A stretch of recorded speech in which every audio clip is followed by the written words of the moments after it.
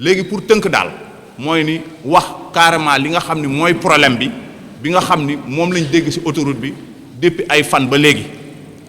pour ñu rappeler waat autoroute bi 2011 ba tey la commencé te ñu ci bëri ci ñun rawatina man mii j'en ai l'exemple le plus palpant 2011 si ñu démarré autoroute bi par du papier ci la bokk il y avait rien c'était un projet très ambitieux du président Abdoulaye Wade am na une bonne partie des Sénégalais yu jugé woon sax le projet utopique ñun ñu nekk des jeunes yoo xam ni génn université def formation on a accepté de challenger jóge ci ay entreprises jël le risque de venir il y avait rien amul tali amul dara que c'était du papier la ñu ñëwee accepter d'être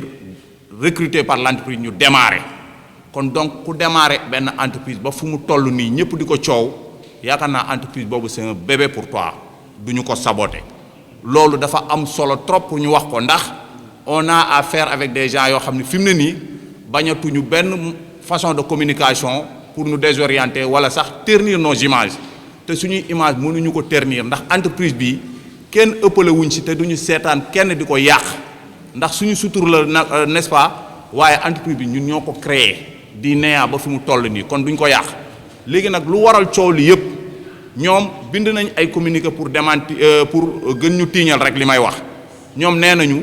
dañoo bëgg dugg ci capital bi ñoom ñu refusé ñu ko looloo tax ñuy def li yoog yooyu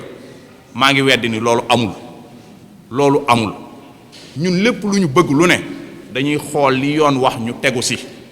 certes duñu démentir ni ñun ñoo bëgg dugg ci capitalu SECA bi ñun ñoo ko bëgg te am nañ sañ-sañu nekk ay ndaw di liggéey ci entreprise bi am sañ-sañu ni dañu bëgg dugg ci capitalu suñu entreprise loolu c'est notre droit le plus absolu loolu kenn duñu ko mën a tere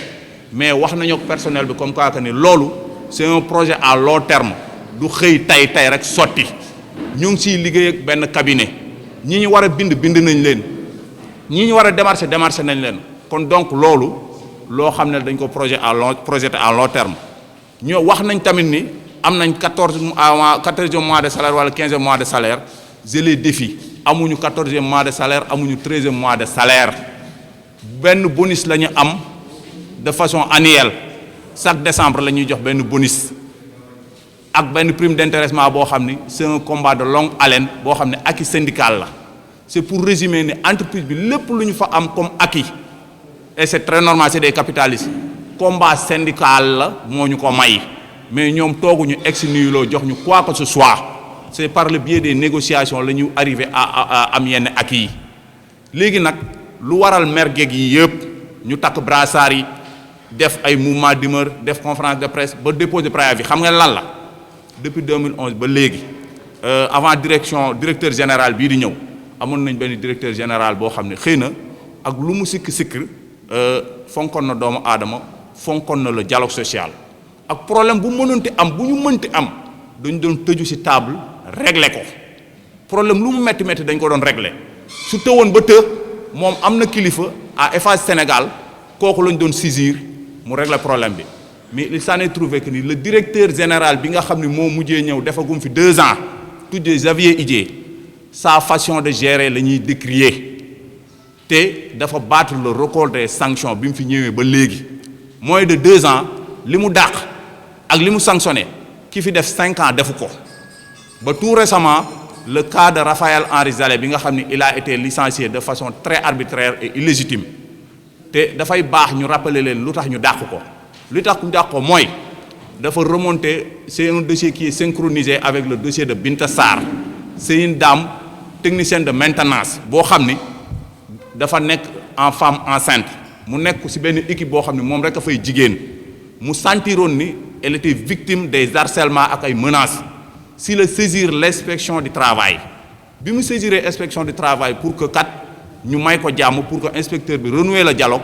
malheureusement bi ñu demee foofu ñoom sax proposé nañ ko 6 mois de salaire pour ñu def départ à l'amiable négocié dame bi rejeté loolu bi dame bi rejeté loolu amul conciliation te inspection soo fa demee amul conciliation dañ leen di bindal PV de non conciliation transféré leen ngeen dem tribunal mu àtte leen gis nga PV de non conciliation boobu moo déclenché lépp bi mu ñëwee ci entreprise bi pour confirmer directeur bi dictateur la jàppee boppam wala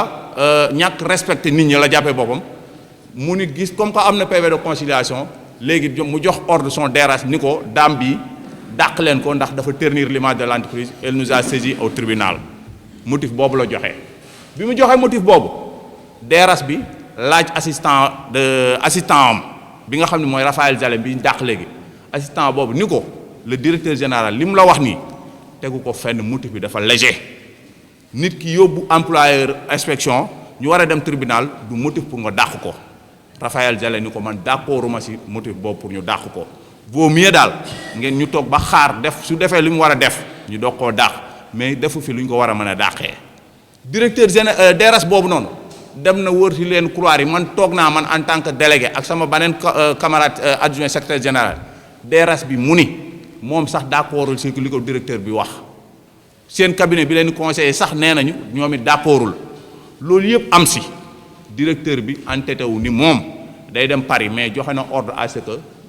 balaa moo ñëwaat bëgg nañu dàq ndaw si léegi nag bi mu demee voyage yi ndaw si comme que jigéen bu wérul la li muy feebar wala am certificat médical pour bañ a liggéey si dafay xaw a bari ndax jigéen bu wérul moom ku ne xam na ni santé am day faible bi mu nekkee en repos médical ba war a reprendre un lundi le directeur général war a reprendre lundi boobu ci voyage am si la DRH bi xam ni carrément ne ndaw si dafay ñëw liggéey si bi mu xamee day liggéey si mu def exprès moom liggéey siwul directeur DRH bi léegi nag mu tollu këram woo son assistant ni ko ndaw si Binta Sarr dina ñëw liggéey si tey remettre ko la lettre de licenciement waa ji ni ko man de li ma la waxoon laa lay waxaat ndax dossier Binta Sarr bi waxoon naa leen d'accord ma si te dossier bi demoon na ba benn période li nga ma si nëbb moo ëpp li ma si xam demoon na ba benn période délégué yi dugg nañ si DRH directeur général bi dugg nañ si te délégué bi ñu si duggee ñun dañoo dem ba si direction bi ni leen ndaw si su dee da ngeen ko bëgg a dàq pour motif bii soyez prêts en découdre avec nous dootul problème mu yéen ak Binta Sarr problème mu ñun ak yéen la ndax tamit dàq nit daa am nu ñu koy tegoo yàgg ngeen dàq nit kenn waxul c'est donc su ngeen ko tegee si yoon dañuy def lu dul ñëw ñaan suñu ñaanee su ngeen ñu mayul comme ni ñuy def rek mësuñu ñaan fii dara ba ngeen may ñu léegi nag kon fii amul lu ñuy ñaan ndaw si su ngeen ko dàqee ñun ak yéen la léegi nag bi Raphaël Zale ni du joxe lettre bi léegi loolu lañ ko ni comme que yow aboutir mission au directeur bi wala consigne directeur pour dàq ndaw si accomplir ko yow it dinañ la dàq loolu lañ dàqee Raphaël Zale tey loolu mooy problème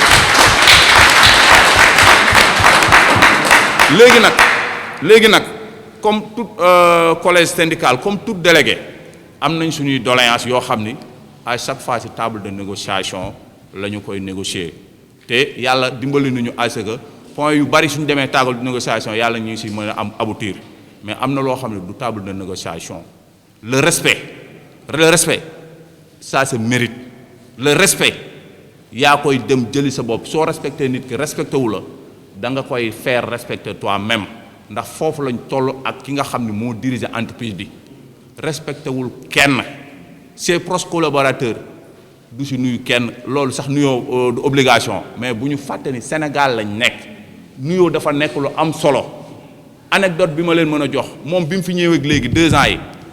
péage bi am na 9 gares 9 bâtiments yoo xam ni fu si nekk daa am ay salariés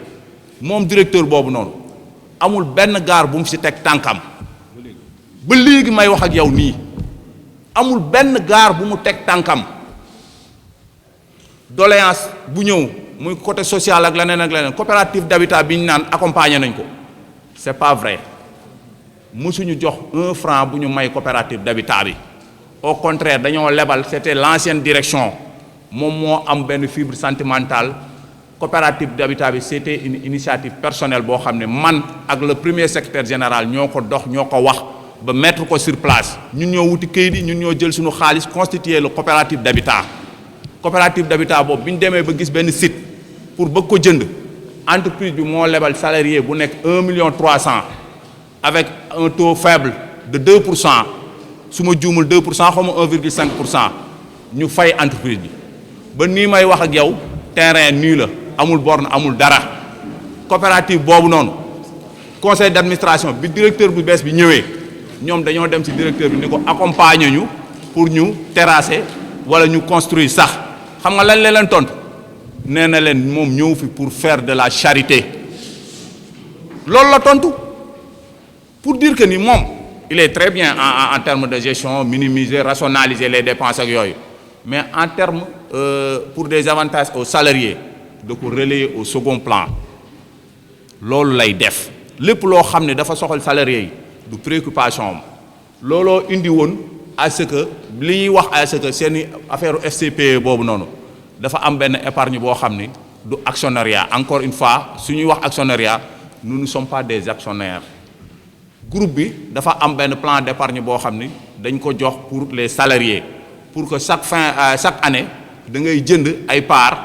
yooyu da nga koy épargner pour 5 ans soo ko épargner pour 5 ans mu am benn intérêt bu mu générer mais loolu kay ñu ni leen lii comme que baax na yéen a ngi ñuy fexe à ce que nu ñu épargner mais lu ñun dugg ci capital moo ñu gënal looloo gën a bénéfique ñun de loolu lañ ñu taxé léegi nag comme que léegi ñu ni dugal leen fee ñu ni leen yéen it seen i épargne yéen yi gisuñu suñu bopp ñun délégué yi dañuy boycotté d'accord ñu ci nanguwuñu ndax li ñu gënal lañ bëgg ndax suñu avenir moo ñu soxal on parle autour de l'avenir mais l'avenir du personnel est incertain te dañu bëggoon à ce que ñun ñu am ay njiit yu ñu mérité on demande pas l'impossible ñoo ngi sant yàlla am na ay entreprises yoo xam ne ñun tane nañ leen mais li nga xam ne moom lañ bëgg d'abord l'équité la justice et la considération de nos autorités ndax ce personnel là ce sont des braves des gens yoo xam ne liggéey rek la ñuy def fonk seen liggéey respecter liggéey bi respecter seeni supérieurs kon donc nag ku leen war a jiite war leen mën a yëg te ñoo ngi lu ñuy taxer aussi dinaa ci tontu ci wax boobu d'être avec des activistes oui pour à ce que nous voulons pas la sérénité voilà ñoom nañ ci sérénité yaakaar naa wax bu bon fu mu jëm dëkkul fu mu jëm fu mu jógee la cosaanoo on est très responsable être responsable mu yaakaar naa moo ñu indi fii tey ndax bi problème bi amee avant ñoo takk brassard avant ñoo def quoi que ce soit on a appelé notre secrétaire général en nom de Jaraaf Ndaw bi ñu dépendre yemuñu foofu ñu woo Lamine Fall par le biais de Lamine Fall mu mettre ñu en contact wutal ñu audience ak Mody Guiro ñu ñëw toog wax ko suñu problème yëpp ñu ni ko suñu sañoon lii du am ñuy dégg ci presse bi ñuy dégg par ci par là ndax entreprise boo xam ni la il a bon dos duñ ko may dara sama mbokk presse bi man ak yéen a fort waaye autoroute à péage moom yaakaar naa li muy daj kenn du ko daj ñun comme que xam nañ loolu xanaa du ñu tirer une balle sur le pied loolu la ñu bañoon de sorte que à chaque problème bu am ñenn ñi sax dañuy taxé ni yéen da ngeen ragal wala vous dialoguez trop mais xam suñu entreprise moo tax à ce que chaque fois ñu aborder yenn démarches yi si lañ ñëw gis le CSG Mody Guiro expliqué ko problème bi yëpp si la woo en l'occurrence maa ngi remercier tey nuyu la présidente Innocence Tab Ndiaye bi nga xam ne moo yore dialogue social si la SG Mody Guiro woo ko dénk ko ñun ni ko ñii samay njaboot lañ dañu am problème su ma sañoon nga jàpp si la ñu mettre en contact ak Innocence ñuy déggante ak moom guddeeg bëccëg ba démb si guddi rek déggante nañu et pour firndeel nii ñun dialogue moo ñu soxal suñu sañoon bras de fer ak xeex du ñu si dégg waaye nag ñaari parti suñu séqee dara kenn ki suy wut dialogue keneen ki tamit day wut dialogue mais ki ñu amal affaire gëmul dialogue te yaakaar naa woyute lay jaay suy jaay woyu nag mënuñu fekk fii suñu dëkk ñu juddoo fi màggee fi yaroo fi jàngee fi jël suñu xaalis suñuy papa ak suñuy yaay investir ci autoroute bi moom mu ñëw bëgg ñu jaay woyu ñu koy nangu yenn ñàkk fayda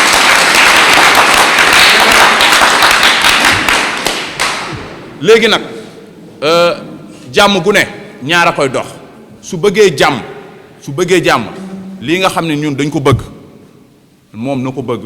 ñu trouver wu autour d'une table ñu trouver ay solution su bëggee laneen mën nañ ko ci fekk ba fu mu yem ñu xam ne noonu la dugal nañ préavis pour ñu dem directement grève purement et dur léegi suba convoqué nañ ñu inspection du travail ñun ñaari parties yi maa ngi ñaan yàlla ba à ce que loolu nekk le début de la paix le début d'un consensus entre ñun ak ñoom ndax jàmm bi moo ñu gënal ñun ñëpp moo gënal réew mi moo gënal sénégalais yëpp waaye nag moom dafa mel ni doxewu ko ndax loolu mënuma ko ñàkk wax te daf ma metti ndax jour bi ko SG Guiro dugalee Innocence Tab pour mu def dialogue social la présidente Innocence Ntap toog na ñetti fan pour chercher à entrer en contact ak moom le directeur répond par le silence directeur bi jëlu ko rappelé wu ko ce sont des Sénégalais comme nous ñooy woo la présidente Innocence di ko expliquer di jéem a calmer ak yooyu nga la waaye loolu est-ce que respecte suñuy kilifa la kooku respecté wul suñuy kilifa nan la ñuy respecté kooku kon est-ce que mérité na gérer entreprise bu mel nii gérer entreprise boo xam ne une bonne partie de l'argent des Sénégalais moo fa nekk kon donc kooku amul place amul mérite pour diriger entreprise bi ñun amuñu des problèmes stricto personnels avec personne ku ñu respecté ñu respecté la mais ku ñu respecté wul duñ la respecté rawatina suñuy kilifa loolu du dëgg du yoon lu ma loo xam ne la dama ne woon dinaa ko wax devant l'opinion publique su mënee moom am na ay kilifa wala am na ñu ko fi teg nañu wax ak moom mu nekk nit wala mu xajal ñu ndax ñun duñ ko xajal ndax entreprise bi ñun ñoo ko moom loolu daal la ñu amoon pour wax ko devant la presse